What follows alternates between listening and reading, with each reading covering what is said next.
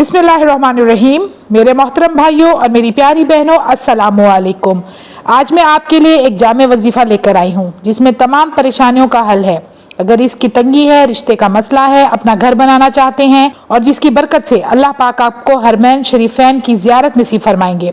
इस वजीफे की बरकत से लोगों के दिलों में आपके लिए इज्जत पैदा होगी। इसमें जिन्नात और शयातीन के शर से हिफाजत भी है।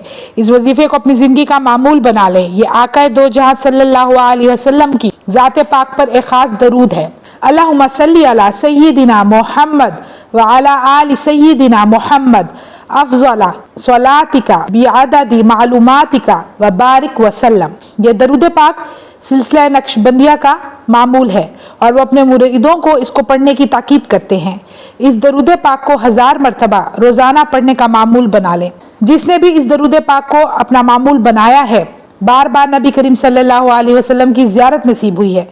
रिज़्क़ के मामले में कोई परेशानी हो तो वो बिल्कुल ख़त्म हो जाती है। दुनिया और आखिरत के बरकतों के दरवाजे ऐसे बंदे पर खोल दिए जाते हैं। अगर 1000 मरतबा नहीं पढ़ सकते तो 500 मरतबा पढ़ें। अगर 500 मरतबा नहीं पढ़ सकते तो 100 मरतबा पढ़ लें। दरूद पाक की बरकतें हदीस में बयान की गई हैं। अगर आप अपना वक्त दरूद पाक पर लगाएंगे तो आपकी तमाम परेशानियों की किफ़ायत की जाएगी और आपके तमाम गुनाह माफ़ कर दिए जाएंगे। तो व्यूअर्स, इसलिए कसरत से दरूद पाक पढ़ें। मुझे दीजिए इजाज़त। इंशाल्लाह मैं फिर हाजिर होंगी। अपना ढेर सारा ख्याल रखिएगा, दुआ में याद रखिएगा। अल्लाह हाफिज़।